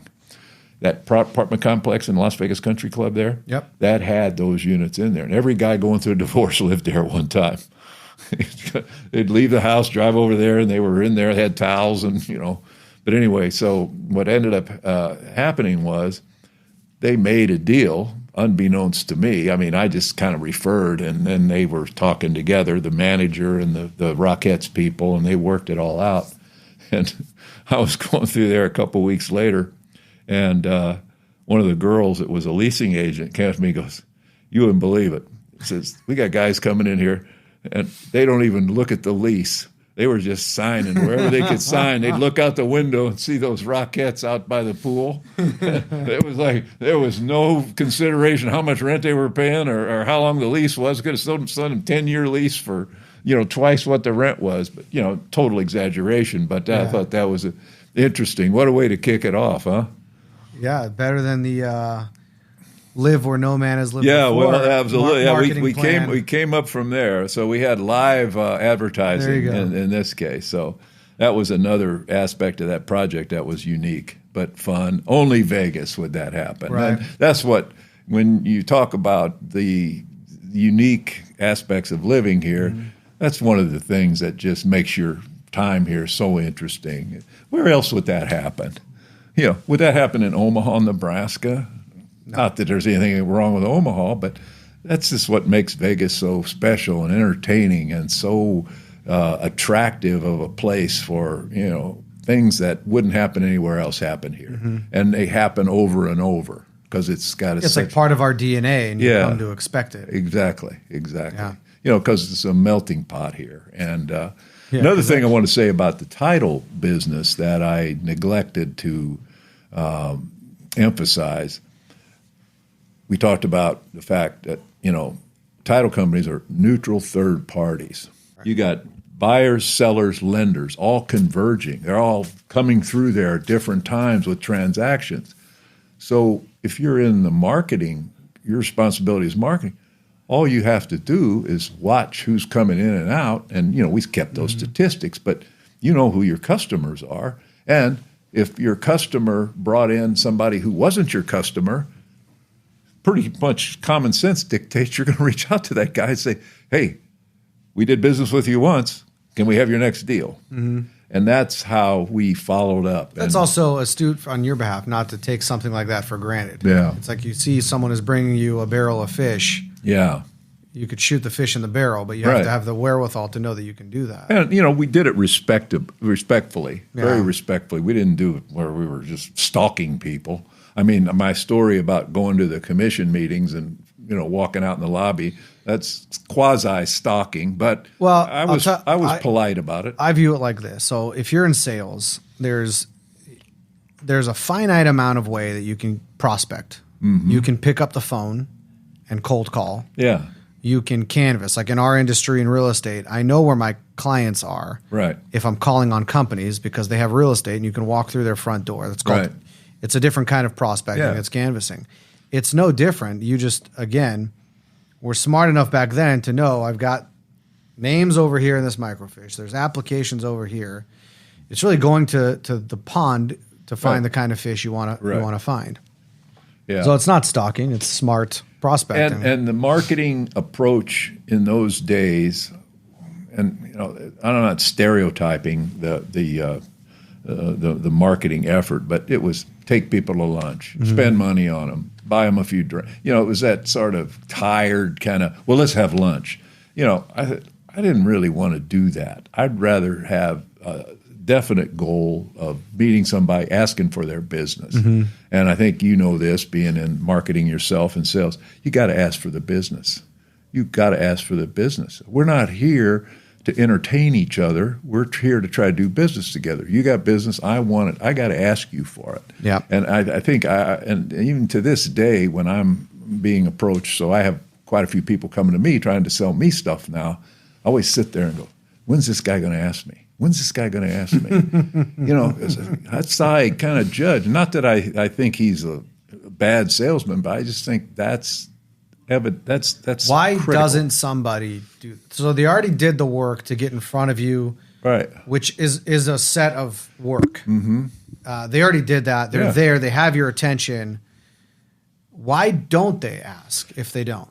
What do you there's think? different ways to do it. I think there's a real sort of sincere way. Look, I really appreciate you can give me this deal. I just think they get wrapped up in the element of not being confident enough to really just bring that up or mention it. And I always did. I always felt like it was my job. It was expected of me to always ask for the business, or you do it in a way where you ask in a different way. But there has to be an ask. Yeah, there has to be an ask. That's part of the, when you look at the ingredients of a sales conversation, whether it's a call or a meeting or what have you, there has to be an ask in whatever way that's comfortable for your style. Right. And we were always underdogs. We were always competing with national firms. We were always underdogs. And we always were very, considered the company that didn't really have all the resources. So you had to ask. You had to ask. You had to be willing to sort of take away any barriers and say, look, and you don't say, I need this deal really. It's, we really want to do business with you. We need this to be successful. We can work together for a long, any way you do it, any way you slice it. I think that's. I mean, you coupled it with, in our industry, it's you have to add value. If you're cold calling, call with something of value. The Mike Saltman example is a perfect example. Yeah. You're calling on his business. He's already telling you, look, I'm loyal to somebody. I no problem. Somebody else. He's like, you know what, though? Here's something you can help me with. He gave you an opportunity. Now, if you can't help him with something small like that, what makes him think you can help him with something big when it comes to something else? Yeah, that's the proper way of putting it. Yeah. So I don't expect anything from you. I'm adding value. You asked for something. Here it is. Value, service, whatever you want to call it. And that clinched it for you. And it's just common sense. That's your job. And I don't know,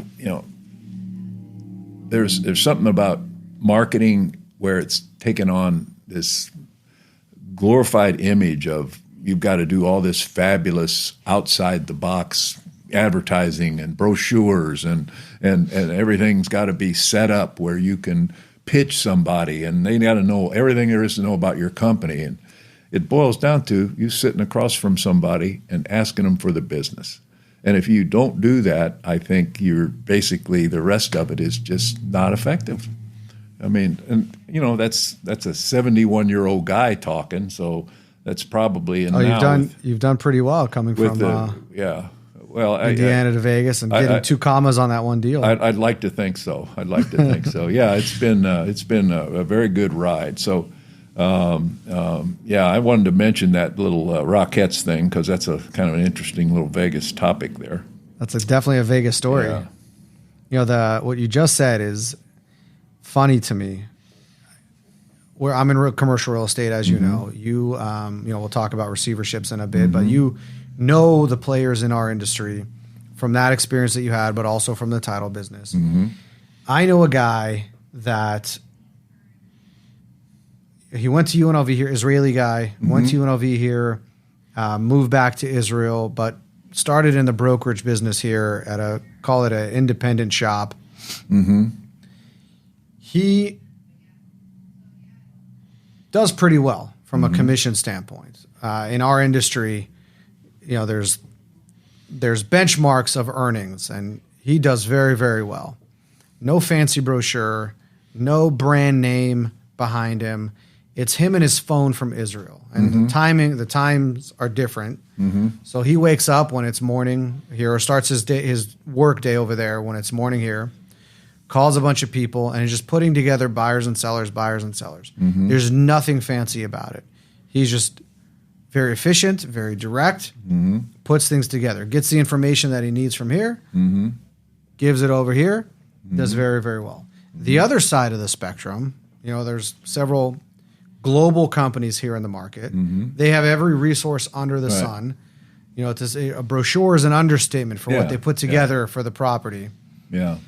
And at the end of the day, it's exactly what you just said. It doesn't matter all the hocus pocus I have and all this and that.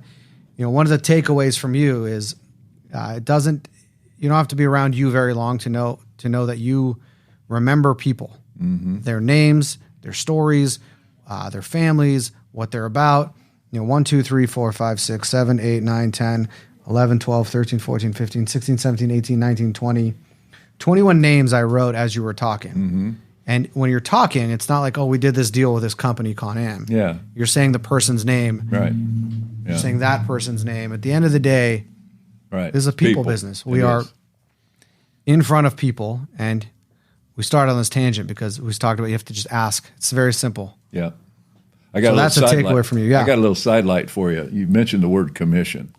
This was an interesting occurrence that happened one day. I was still, at the title company. I was working on the Meridian. I was doing all sorts of stuff, and there was one of the hotels was doing a big addition, and I won't mention it, but I was called on by the guy I was basically working through. The title company was working with this guy on this. It was, at that time, probably $100 million. It was a loan to build a tower at this hotel. And there was a prominent engineer in town who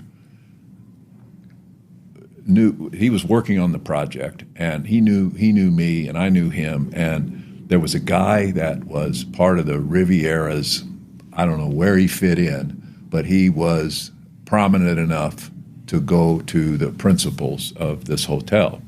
And he was a very influential guy. And so this guy set up a golf game at the country club, and it was he and I and this guy.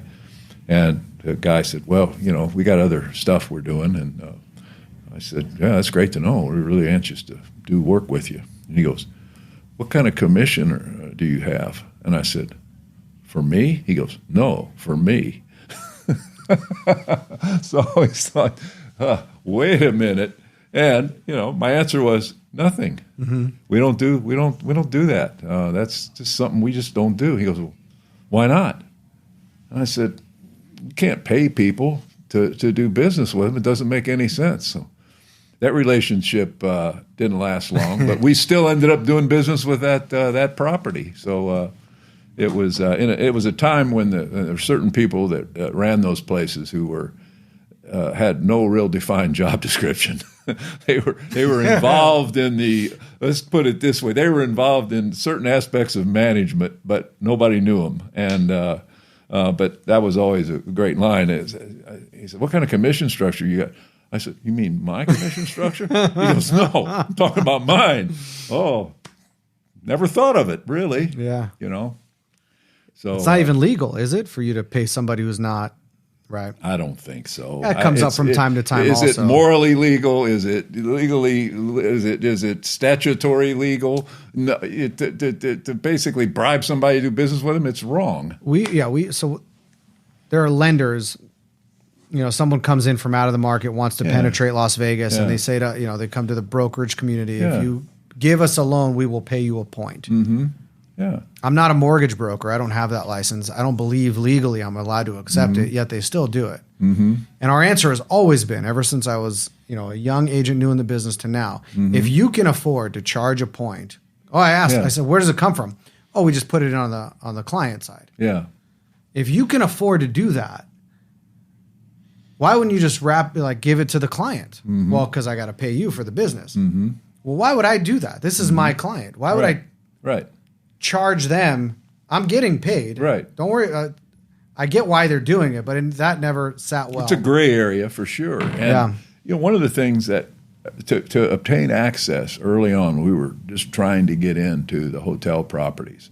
And these guys they're ensconced in their offices, and I mean you couldn't. There were security guards and all these elements of getting to a decision maker, and through the casino personnel, you'd find out if somebody like another vendor was doing business with them. Some guy was selling them food, or some guy was doing work around there. Say, hey, this guy? Can get an appointment for me? Can you help me out? He says, yeah. You got $500? I'll help. Nothing wrong with that. The guy wants to make a call, and you end up getting an appointment with a guy, and you've paid an admission fee. And you It's just end like up saying, let's go get a round of golf and I'm paying for it. Well, yeah. But, it's a fine line, gray area. It's sort of, policy situation. But, in some cases, that's another, I think, it probably happens in all cities. But something about Vegas was, cash is king. There's a guy that knows a guy that knows a guy. If you want to get to that guy, there's got to be a little bit of grease. A little bit of grease for me. It's like tipping a maitre d'. It's no different. The maitre d' is putting you in a good seat, and you're going to get a nice view. So you're tipping a maitre d' to get you an appointment with the guy that's the CFO or the general counsel of the property. So one way of looking at it. So I know that you were involved in Macau in some form or fashion. What is that? How did you get the involvement from Vegas to Macau? Well, I didn't go there as a resident, but back in when Macau cranked up back in the early 2000s or 2005, 6, they were already up and going there. We had some friends, some guys that went over there, worked for MGM, Wynn, and worked for the Venetian, the Sands Corporation, who was the market leader, way out ahead of everybody else. And this one gentleman we knew, he said, you could come over here, Mike, and walk down the street with a yellow legal pad and write down businesses you could get in. And they said, you don't have anything here. We don't have anybody who washes windows. He says, we need a laundry and we're in China. It was like, what? So, just off the cuffs, don't know anything about but real estate. Is there any real estate you can? Well, the hotels decided that these employees, in a lot of cases, were imports because Macau's, 500,000 people. You had these enormous casinos being built, and you had some apartments there, but mostly it was these old buildings. It was an old Portuguese colony, and they were stacked in there tightly in little narrow streets everywhere. And there wasn't anything opening up. There were some high-rise condos. Employees can't afford to live in those to rent or buy. So the hotels were they didn't want people crossing the border to go to work. And a lot of their workers were imported. Like, for example, they would sign employment contracts with maids, and a lot of them would be from the Philippines, or they'd sign contract with security guards, and a lot of those guys would be from India. And they'd sign a contract, they'd come to Macau to work, and they would have to housing was included in their package, basically, through like employment agencies. And we studied all that, and then we had a partner in our group of 4 guys who actually went to school born and raised in Las Vegas, and went to school up at outside of Monterey there. What's that? Robert Louis Stevenson, and he learned Mandarin, studied Mandarin, and learned Mandarin. He spoke Mandarin, and he wanted to move over there. And so we started looking around, and we found a property, and we showed it to a couple of the casino companies and said, will this work? And it was like a 5-story building, and it was like, I believe it was like 16 or 17 condos. They were single floor, half a floor each, and a couple different floor plans. And what the hotels wanted to do was take those and turn those into a place where they could house maybe 50, 60, 70 people. And what they do would be, they basically had bathroom on every floor, and what they would do is configure them so that each person had some privacy. Their bed would be on a 90-degree angle with a wall, and they had hallways. And so it wasn't a dorm where you had a big row of beds.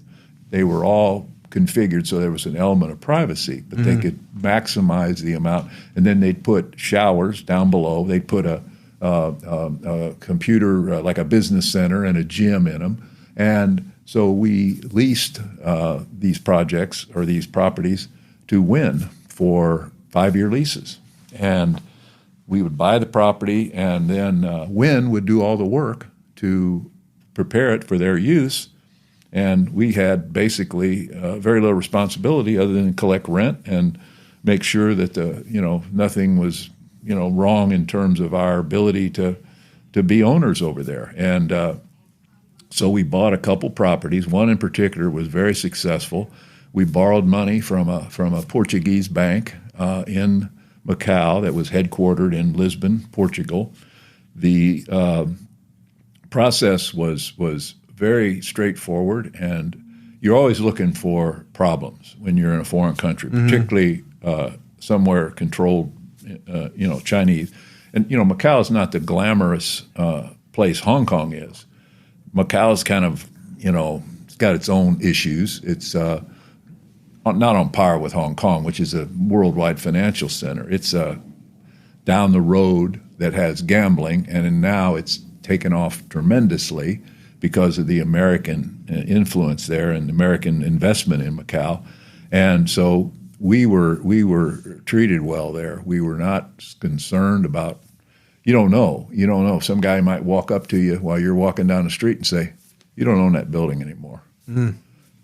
Never happened. Not even close. We received good cooperation. Sounds like there's an opportunity for you there with some title insurance. No, they've got a different world over there. It doesn't work that way over there.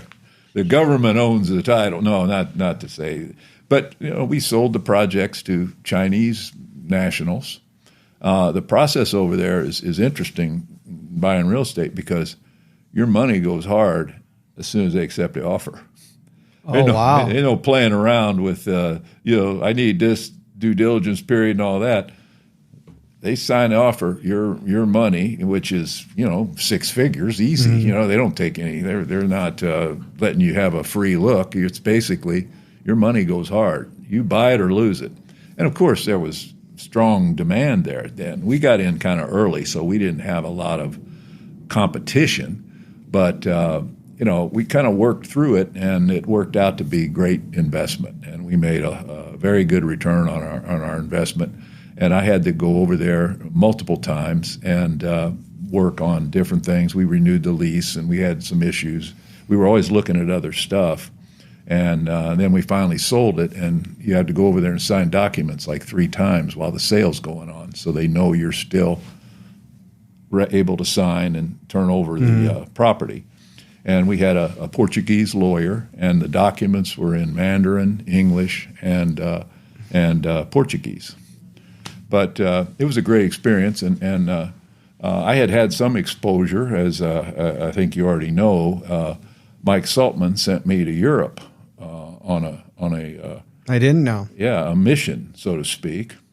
And so I had some experience about 20 years before going to Macau. Shortly after this was before we built the Renaissance Villas. Mike was building the shopping centers, the Renaissance centers, and this was in 84. We started Renaissance Villas in 86. So Mike went to London School of Economics. He went to law school in Detroit and graduated from Michigan State, went to Detroit. I think he went to Wayne State Law School. And he got accepted to London School of Economics. So he went over there and went to work and got his, whatever it is, his degree from London School of Economics. And he put an ad in the Herald Tribune, the international newspaper. And he came back from a short trip, and his mailbox was stuffed with letters and boxes and everything. And he got an offer to go to work for a fund that raised European capital to invest in the U.S. It was by a sort of a guy that was a controversial guy named Bernie Kornfeld, and it was called the Fund of Funds or something like that. So it was this creative way of extracting capital from Europeans to invest in U.S. real estate. And Mike was a young lawyer in that organization, and he worked with guys all over Western Europe and had a couple friends there. And so he was back in Las Vegas. He'd been in Las Vegas since the mid-'70s. Kept in contact with these guys. And when interest rates were high here, developers, they just can't write $10 million checks and do deals. In order to do multiple deals, you got to have some capital at your disposal to continue on and do another deal here and there, where you basically create a partnership where they get they're taking developer risk, so they get developer return. Their capital's treated as your capital. You get your fees, but they participate in the upside on an equal basis. So the idea was to go over there and raise money from wealthy individuals in Europe. And there was a guy in Rome that Mike knew who had lived in Rome, and he had all these contacts with these wealthy Italians. There was a guy in Holland, in a town called Nijmegen near Amsterdam. He was well connected. And there was a guy in London, and we had a few guys. So the idea was go to those networks and see if we can bring some capital back here to Las Vegas and build more Renaissance centers and some additional projects to basically capitalize on those relationships. And so I wasn't married, had no kids. And so I said, we need somebody to go over there and pitch Las Vegas, or basically tell these investors, you're a guy from Las Vegas, you'll tell them what they need to know, answer their questions, show them where the property is. And then if they do invest, when they come over, you can be the guy that basically takes them around and basically makes sure that they're, obviously taken care of. And, not that it needed me for all that, but it was make contact, basically. And the guys over there, they couldn't sell it. I had to be the guy who explained all the ins and outs of what it takes to develop property in Las Vegas. So Mike said, you got to go over there. I went to Terry Wright and I said, hey, Mike Saltman wants me to go to Europe about 6 weeks out of every 2 months. And he goes, just so you come back here on a regular basis and you stay for a couple weeks, and whatever we got to cover, we'll cover it. So God bless you. Again, this is not a time where there's email and constant communication. You're off the grid. No. You're gone. Yeah, you come back. I'm gone. Well, we could talk by phone, but it was so difficult and all that stuff. It's probably expensive as heck. So anyway, oh yeah. It was like 38 cents a minute or something, even more. But so anyway, Mike and these guys came over to Vegas, so we met and kind of hatched a plan, and they would. So where would I go? You had the guy in Amsterdam, you had a guy in London, you had a guy in Rome. So where should I go? And I said, how about Monte Carlo? Because one of the guys knew a guy in Monte Carlo who was a stockbroker. He was a French guy. And so we contacted this French guy. Sounds like a movie. His name was Andre Olbrich. He was a real high class, just the absolute picture-perfect, quintessential Frenchman. So spoke very good English and was really, very fit guy and very polished. And he lived in Monaco. He had a bunch of clients from all over the place, mainly Turkish guys who were extremely wealthy, manufacturing guys. And so I said, well, let me come over there and kind of look around. It might be a good place for an American because, a lot of people speak English there, and you're not going to stand out so much. I did, but didn't know it at the time. So I went over there, and they put me on like a monthly stipend, and I had to find a place to live. So I went over and looked around and moved into this high-rise with an ocean view, and the rent wasn't that bad. I had no furniture. I had like a bed on the floor. And, 1 week I'd go to Rome and meet with all these manufacturers and business guys who spoke no English. And a lot of them were what I call, not derogatory, but they were dirty fingernail guys. They owned factories. Mm-hmm. They owned businesses that they made dinner plates. And they made carts that you went back and forth to the grocery store. But they were wealthy guys, very wealthy guys.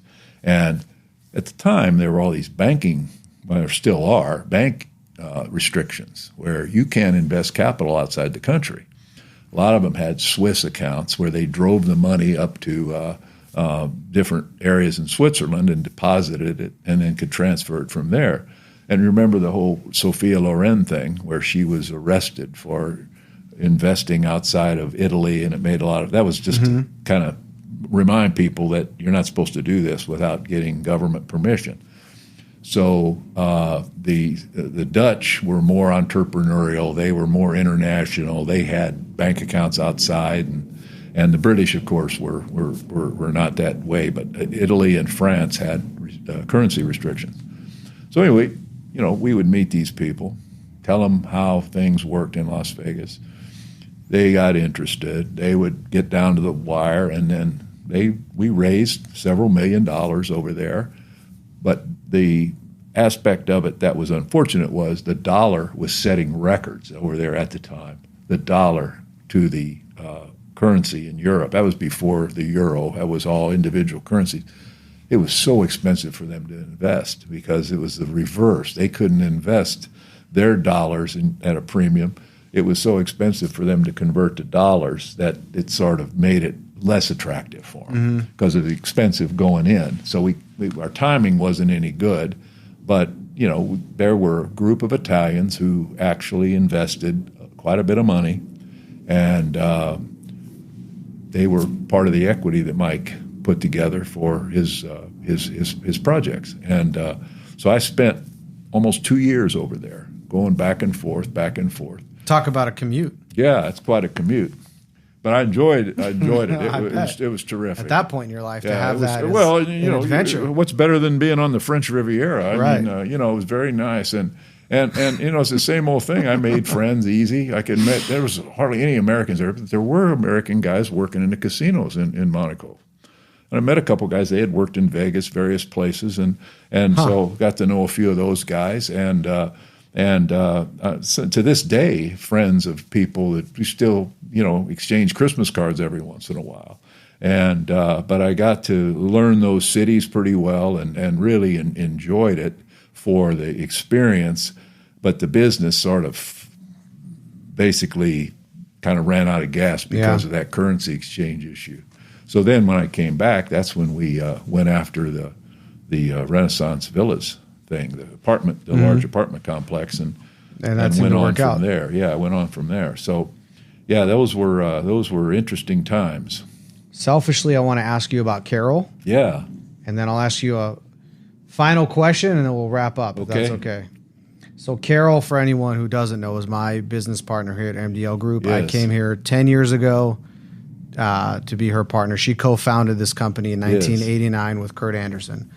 So you and Carol have known each other since the Nevada title days. Yes, I'd say 1979, 1980. And she was a personnel was her title. Nowadays, it's human resources. Nobody knew what human resources was in 1980, but Carol was a very organized, very effective person as a young lady. In the title company, about usually 80% of your employees are female because they're doing escrow work and title searches. And at that time, you had typists, and there were whole rooms full of ladies doing the work.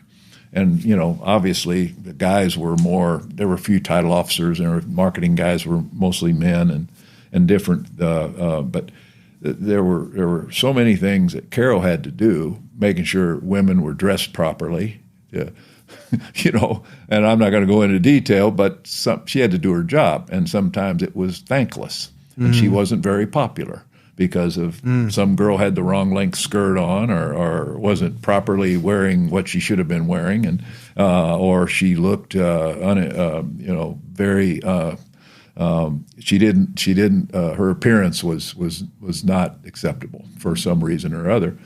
And Carol was an enforcer. She was diligent and very impressive for somebody that young. And she was, I guess, early 20s at that time. And you could tell she had this ability to be what I would call a really good manager of people and honest. And she was trustworthy, honest, and did the right thing with people, treated everybody the right way. And I thought I always remembered her for those traits. That's kind of her as a professional. How would you describe her as a person? She's wonderful. She remembers names very well. She's gracious. outgoing and selfless. She's not at all wrapped up in her own world, and she's always got time for you, always returns phone calls. And, you got a great partner there. I'm not just saying that because it's you and I. Right. I really feel that way. And her and I were never buddy-buddy. We've just always had reason to be in touch with one another. Mm-hmm. And I always, her success is proof. And like I said, when I was doing all those receiverships, this is the first door I knocked on, because I knew that if she was involved in a company that I could rely, because, in doing those receiverships, you're an officer of the court. You have to basically do your job and report to a judge on a monthly basis. And all those properties have to be handled the right way, and the documentation and everything that goes into it had to be done by people who were well-trained and could basically support the program. And I knew anything that came out of her operation was going to be that way. And it's it was true 100%. So I have a final question. Is there anything else you want to talk about or mention before we Well, if we you wrap want up? to do the receivership stuff, we can do that. If you want to talk about that. You tell me, because Well, we've been here for a little while. How are you on time? Well, I can just say, you're the one that's probably got no time. I'm good. I don't care. What do you want to do? You want me to do a couple of receiverships? Tell us a crazy receivership story. Well, there's a bunch of crazy ones, but back in 08, 09, things went down. The GFC, global financial crisis, hit Las Vegas like an absolute hurricane. Ground zero. Hurricane, tornado, earthquake, all at once, as far as real estate values, real estate debt, real estate in general. And I had done a receivership for Judge Don Mosley back in the 90s, and I didn't even know what a receivership was. I walked into his office, and there were 3 chairs there. He said, sit in the middle chair. He brought in 2 attorneys, and they came in with their suits on with big files under their arms, sat down next to me on both sides. And the judge looked at me and goes, Mike, this is so-and-so and so-and-so. Gentlemen, this is your receiver. So, are we going to play touch football? What receiver? What? Wait a minute. He goes, Mike's a contractor, he's a real estate guy, and I respect him, and he's going to report to me. I got this court order here I'm going to give him. And these guys were handling a case of the Glass Pool Motel on the Las Vegas Strip. Oh, yeah. That pool where the people were. There's a dispute, family dispute going on, and nobody wanted to see the guy that was running it putting money in his pocket. So I had to go in there, and every step of the way the judge helped me with it. But anyway, that was in like 94. Well, when this thing hit in 2007, 2008, I somehow or another was known to be a receiver. I started getting calls from lawyers. I started getting calls from banks. Started getting calls from people I didn't even know saying, we need a receiver for this deal or that deal, because, as you know, every deed of trust, there's a default. The lender has a right to appoint a receiver. And nobody wanted to see these owners that were not paying their mortgage or not paying anything, any upkeep. They weren't paying for any vendors. They weren't paying property tax. They would just take the money from the tenants and not upkeep the property, not uphold their commitments. Exactly. Yeah. So basically, time was of the essence to get in there and basically make sure you could stop the bleeding and present them with a court order. And a lot of times they were hostile. Mm-hmm. You were in there and basically saying, you need to leave, I'm taking over. And I would go to the bank, take over their bank account, court order, present that. It would go through a few guys at the bank. All of a sudden, I was on the bank account. Mm-hmm. So I go to the tenants and explain to them what had to be done and who I was and all that. So it was a hard job. It was a face-to-face for the most part. But that time and place, it was like drinking from a fire hose. They were coming in at such rapidity. I would have 5 or 6 at a time. And it got to the point where I just couldn't really do any more than like 2 or 3 at a time, depending on the properties.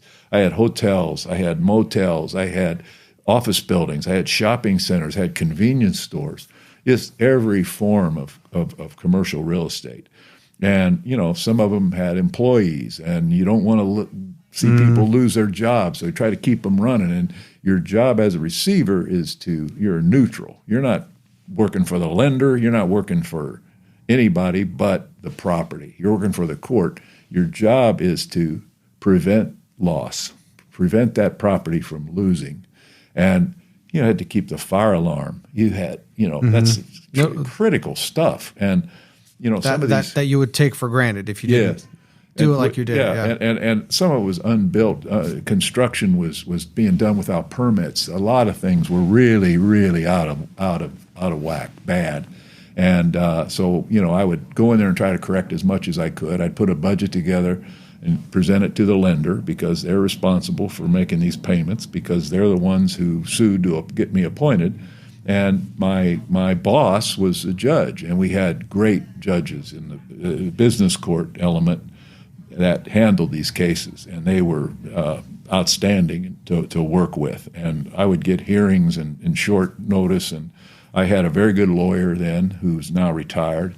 And so we were really Zamalia. active. Tony Zamalia, yeah. Tony Zamalia. Tony was great. Tony. Name I remember. How about that? I met Tony when he was general counsel at the Dunes. How about that? Wow. Yeah, he was general counsel at the Dunes. And at Nevada Title, we worked on a deal between the guys that owned Caesars, and they were buying the Dunes at one time, and the deal kind of fell apart. But any of the kids listening to this, you should go Google the Dunes and see where it's at. Yeah. Well, Morris Schenker was the main guy that ran it, and I forget the name. The Perlman brothers were the guys that owned Caesars, and they were trying to buy the Dunes, and Tony was in the middle of it. And at the time, the Dunes was in bankruptcy, so it was really interesting.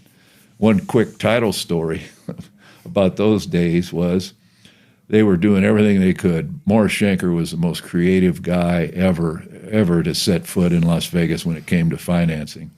And he got somebody to loan him, loan the property $1 million on a utility easement. It was a shaft that went under the casino that had some pipes in it, and somebody loaned him $1 million. We had to go, Robbie Graham and I, who was a great lady, who was a title officer at Nevada Title, Robbie and I had to go inspect it so we could put a title policy on it. But anyway, so Tony and I knew each other then, and then we reunited. But anyway, he knew his way around the court very well. He was a highly respected guy, and there's nothing really positive about a receivership. It really isn't. It's like being. It was kind of glamorized back then because that was where a lot of the real estate deals took place. Yeah, they did. And when you were a receiver, you and I know a few people. Some were very good, some not so good. That got themselves to be receivers. It was an interesting time. Real estate went from private ownership to receivers and servicers. Yeah, and we were calling on within every bank, there's a workout department, and it went from like one guy, who never had anything to do, to do, to departments. Yeah, and being kind of like you were connecting the dots when you were a young professional in the title business. At that time in real estate, it's where are the properties, where is the decision maker, and we would call these workout people and set appointments with them and sit outside their office until they had time to meet with us and see however we can help them, because nobody knew. There was a period where nobody knew what to do. Nobody knew. Because it came with such velocity. Right. They were just everywhere. And then you had these what I would call opportunistic organizations like Rialto Capital and Colony Capital that were buying the notes from the FDIC. They would get a whole internet list, and then they'd bid on it, and then they'd split whatever came out of the sale with the FDIC. And then you had some local banks and banks in L.A. that were doing one-off deals. And then you had some banks in the Midwest, and they didn't know anything about receiverships. Right. And I would say, I need $20,000 to preserve this property. And they said, $20,000? How? For a year? I said, no, for a month. And they'd say, well, we can't do that. Then what do you want me in here for? What am I supposed to do? This property's underwater. It owes everybody. The good news is the utilities and those court orders were so well crafted by, over the years that, you present them to Nevada Power. Nevada Power knew that they'd get paid at some point. The water district and all those people, the tax authority, it takes a long time before they go to sale. And so I would make those rounds. But, when it comes to the fire alarms and the general services to the tenants, you've basically got to keep the place clean, and you've got to collect the rents and basically service the property. And so some of the receivers were not that experienced in the day-to-day aspect like you guys are, property management. They just thought it would be an easy deal, and then they flip it and sell it real fast. Yep. Never really, those deals were few and far between. And you can get yourself in trouble because, again, like you said, you don't work for one party or another. You are court appointed. In fact, I think the statute was revised because of some bad boy stuff a couple guys did, and there was some controversy over it. And I think the actual statute that governs receivers was modified to make sure that those were made totally illegal. But I never, and I hate to say this here in this context, but the calls have come in a couple times. Yeah, I've gotten a couple calls. But at my station in life and age, I am going to be pretty selective if I do them. You learned a lot, huh? I learned a lot, yeah. But my activity now is, I'm a consultant. I work for, my client is the Spanos Corporation, which is a large development company that's based in Stockton, California. And over the years, in the 70s, 80s, and 90s, they built about 20,000 apartments here in Las Vegas, very, very actively. They took a quite long break, and then I showed them property in various parts of town. And finally, we have 2 deals going now in Cadence, which is in Henderson, which is the rebuild of the old area that was once BMI property, very successful master plan there. And we've got two great projects, 4-story, beautiful, high-end projects in that master plan. We're really excited about it. And so that keeps me busy now. And I spend quite a bit of time on the job, and we're looking for more deals. We're always looking for land deals, and we think now there's a little softening in land prices. So we're out there looking for multifamily land. So you're back on the microfiche again. No, I think I'm beyond microfiche now. But no, just I'm enjoying my time being a development advisor is my best description, I think. And what I try